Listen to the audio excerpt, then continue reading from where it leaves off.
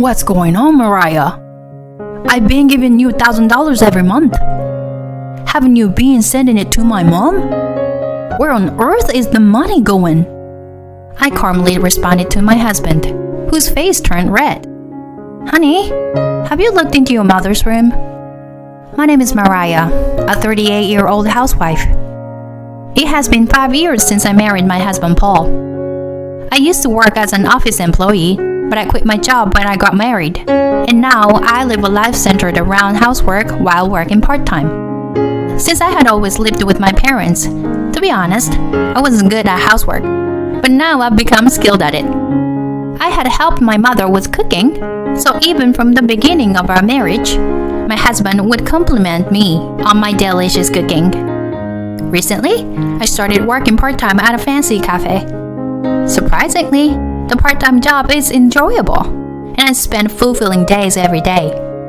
I learned how to make delicious coffee and got recipes for simple sweets that I can make it at home from a pastry chef at the cafe. On our days off, I enjoy hosting a home cafe for my husband.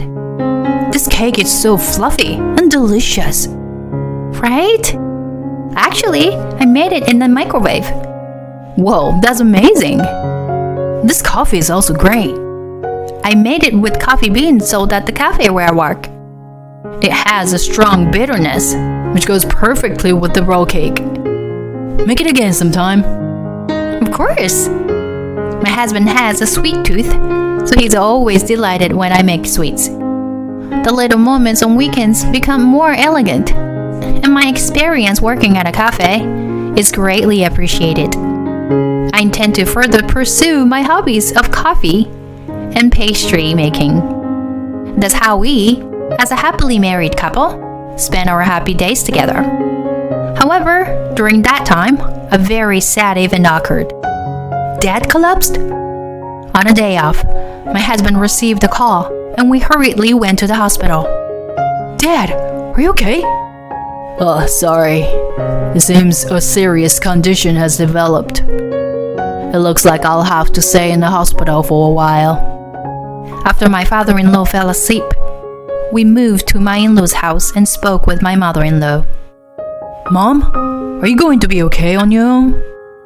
Yes, for the time being. But it seems the hospitalization expenses and further medical costs for your father will be quite high. I see. That's true. My father-in-law was suffering from a serious illness. My husband and I felt sorry for my mother-in-law. I'm thinking of sending money to Mom. What do you think? Yeah, I think it's a good idea. I'm worried about your mom, and I think she'll have a hard time living alone. Especially in time like this, we should support her. Thank you, hon. After that, we started sending money to my mother-in-law. Are you sure about this? Yeah, please take it. Thanks to Mom and Dad, I was able to go to university. That's how we started sending her $1,000 every month. Since my husband was busy with work, I made the transfers to my mother-in-law's account during the day. That even a little bit of financial support would make a difference for my in-laws. A few months passed since we started sending money. My father-in-law's condition didn't improve much. When we visited him, he put on a brave face, but it seemed like he was actually going through a lot of pain. My mother-in-law was deeply worried, seeing her partner growing weaker day by day. My husband and I also felt saddened by this situation. We wished for a miracle, that my father-in-law's illness would be cured. However, our wishes were in vain. About 9 months after his hospitalization, my father-in-law's condition worsened, and he passed away. My mother-in-law was devastated, having lost her beloved husband. Both my husband and I mourned the loss of her kind father. While watching my grieving mother-in-law break down in tears, my husband and I immediately started arranging and preparing for the funeral. 2 days later, we successfully held the funeral, but my father-in-law was no longer with us. That fact left a gaping hole in our hearts as a family. I wonder if Dad is resting peacefully in heaven. He was always a busy and active person. So imagine he's still saying things like, there are only 24 hours in a day, and making himself busy, even in heaven. While reminiscing about my father-in-law, we gradually regained our energy and spirits.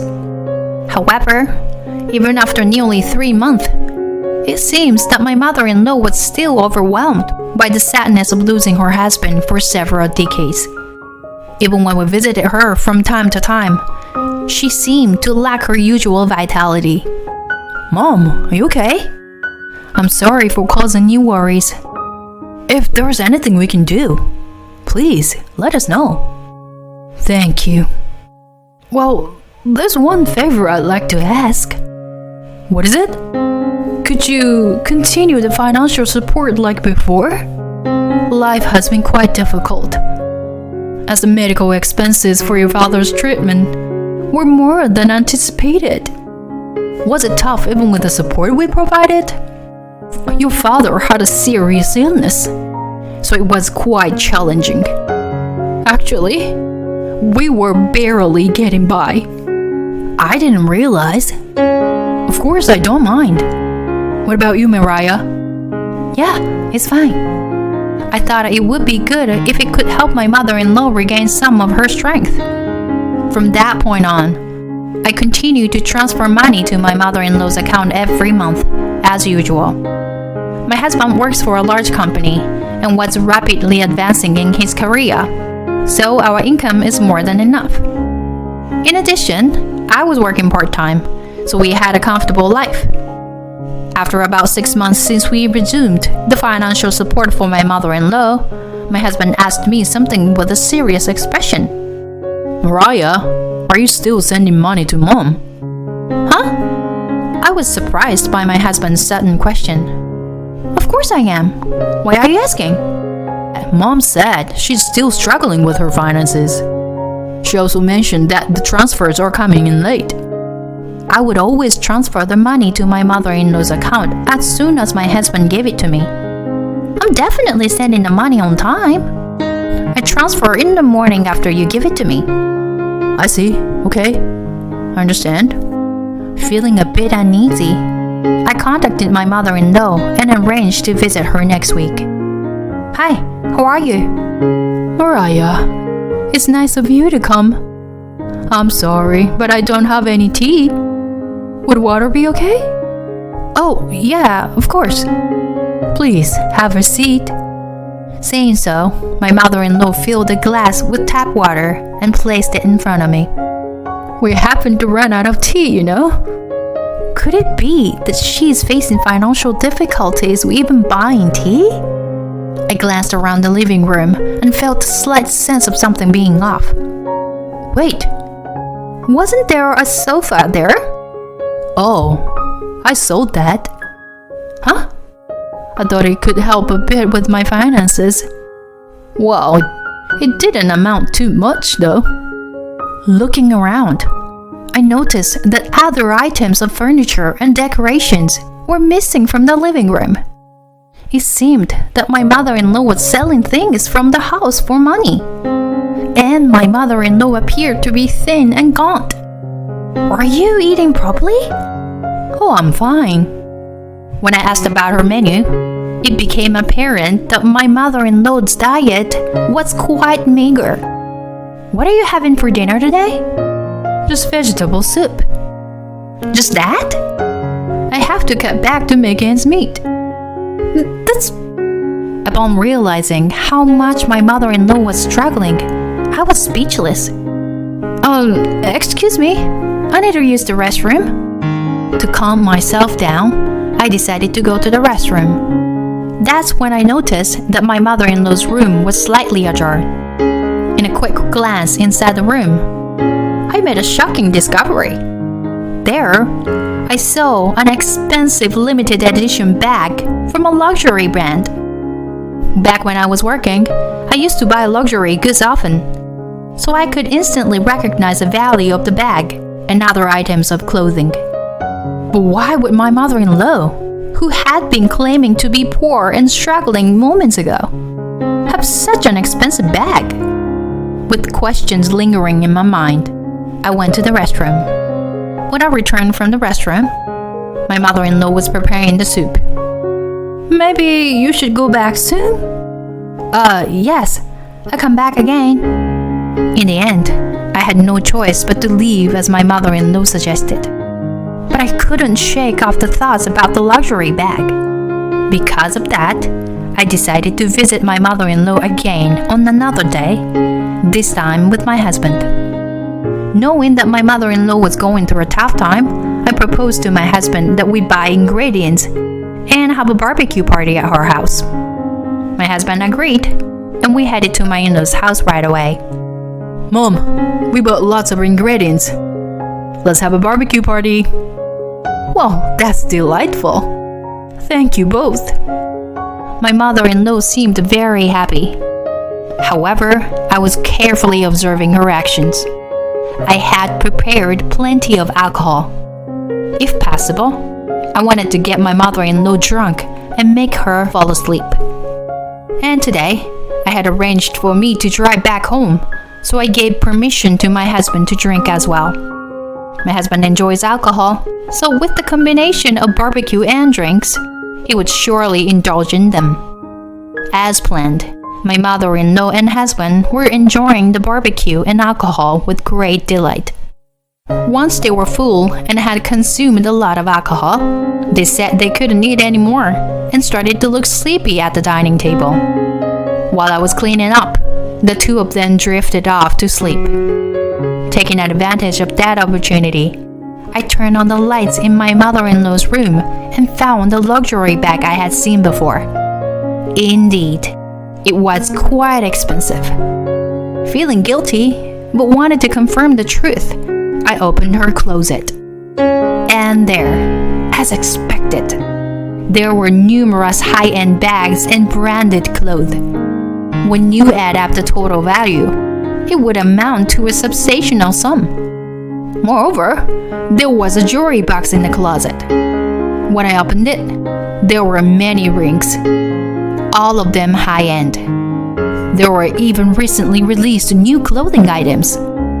This meant that these were not old items, but ones she had bought recently. At that moment, I became certain. My mother-in-law was using the allowance we sent her for buying luxury goods. And yet, she had the audacity to say that she didn't have enough money and that her life was difficult. I was filled with anger.